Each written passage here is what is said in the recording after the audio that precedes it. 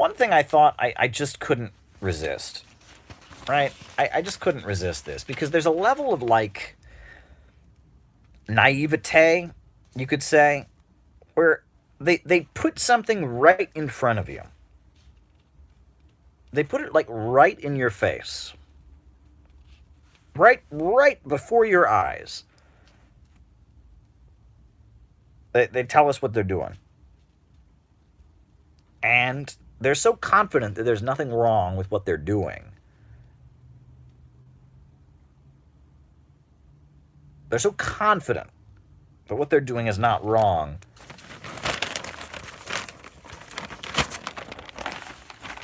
So, the front page of the exchange section of the Wall Street Journal, they go over the bro-mance between Tim Cook, the CEO of Apple, and U.S. President Donald Trump. I mean, this is practically a picture of them kissing. I mean, they're not. They're whispering to each other, but it's like that extreme.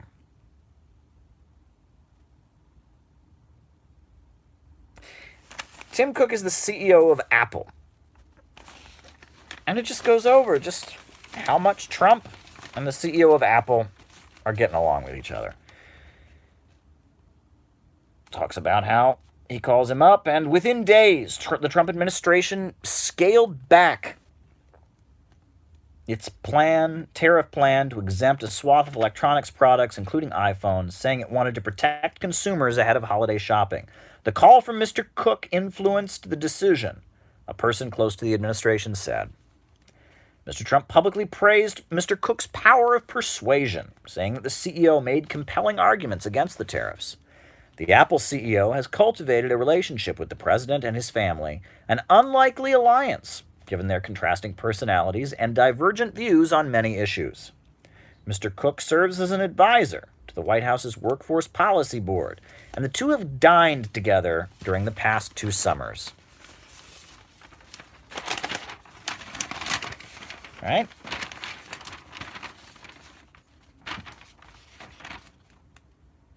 The newfound capability for Apple.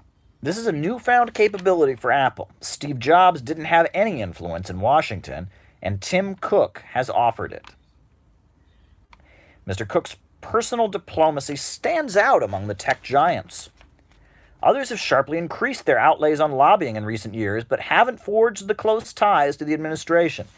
Apple's $18 million in lobbying in 2017 is half of what Amazon.com Incorporated has spent, according to the Center for Responsive Politics. Mr. Cook fostered close ties with Mr. Kushner and his wife, Ivanka Trump, giving him a back channel to the White House. He also met regularly with administration officials, such as economic advisor Larry Kudlow.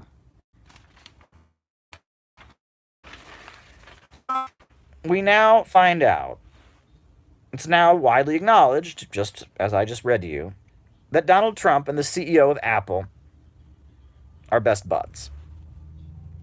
Now, do you think it's any coincidence that the U.S. government has declared war on one of Apple's biggest competitors, Huawei Technologies? Do you think that's just a coincidence, right?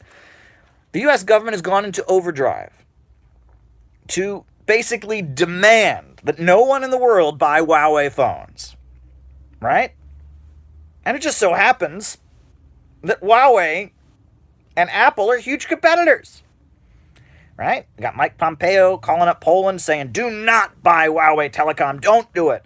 You got Mike Pompeo and the Trump administration calling up Italy, do not buy Huawei, do not do it. It's a threat to our national security. Don't buy Huawei, do not do it. You got people in China chucking their apples and buying Huawei phones, and Apple going, oh my God, we're making our phones in China, but we can't sell them in China. What is this? The Chinese state-run company, they have better cameras than we do. They have better battery life than we do. They have more memory than we do. They're like better in every way. What can we do? I mean, well, geez, if we could make a better product, let's not do that. Let's have Donald Trump declare war on our competitor. But the FBI the CIA, the State Department, they all say, oh, no, no, no, no, no. It has nothing to do with Apple being a big, wealthy company that's like this with the president. Nothing to do with that. No, no, no. It's purely an issue of national security.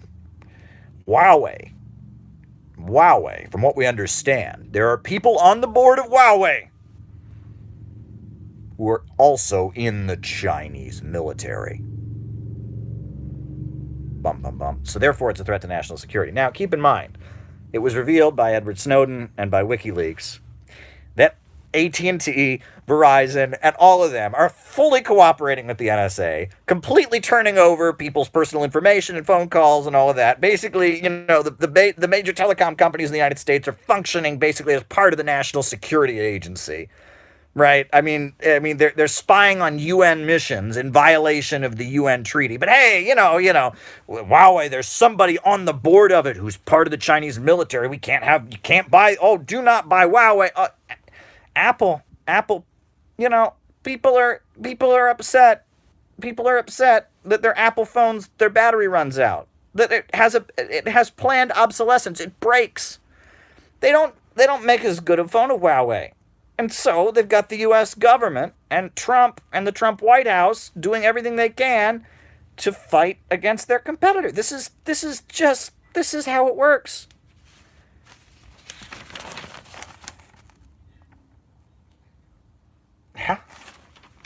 You wonder why the U.S. government wants to destroy Huawei? You wonder why they grabbed and arrested in the Canadian airport the CFO, the daughter of the founder of Huawei? You wonder why they did that?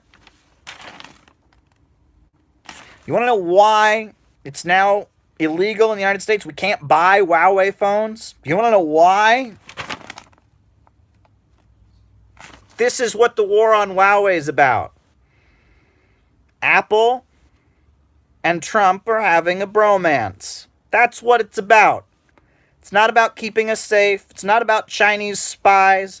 It's not about sweatshops. It's not about tariff. It's about this.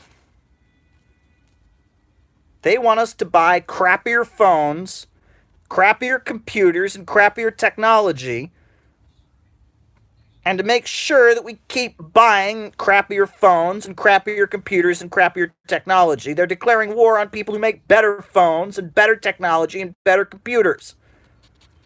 A state-run corporation in China called Huawei, part of a state-run socialist economy, makes a better product. And so, the people, wow, this is like getting to be like charades here. So the people that go around extolling the wonders of the free market and extolling these ideas, Team Liberty, suddenly say it's time for the government and the state. It's time for the government to step in and protect Apple from competition. You should read about what China's doing in terms of 5G. I mean, this is unbelievable. And why is China doing better in 5G? Well, because all the companies have to do what the state says. And so they share cell towers. They're not in competition with each other. I mean, I read you that on another lot. I mean, this is pretty ridiculous.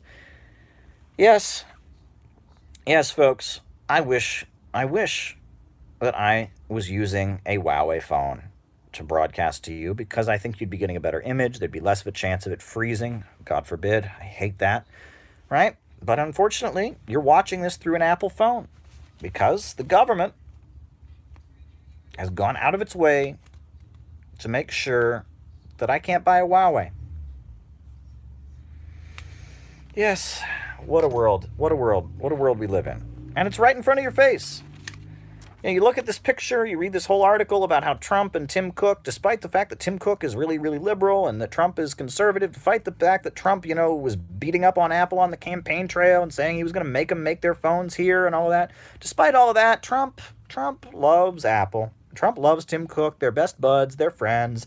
Ivanka and Kushner and, back-channeled communications. This is But this isn't corruption. I mean, no one looks at this and says corruption. The U.S. government just happens to be going after Apple's top competitor. But no corruption. The U.S. government just happens to have grabbed the CFO of Apple's top competitor. No corruption there. I mean, this is pretty unbelievable.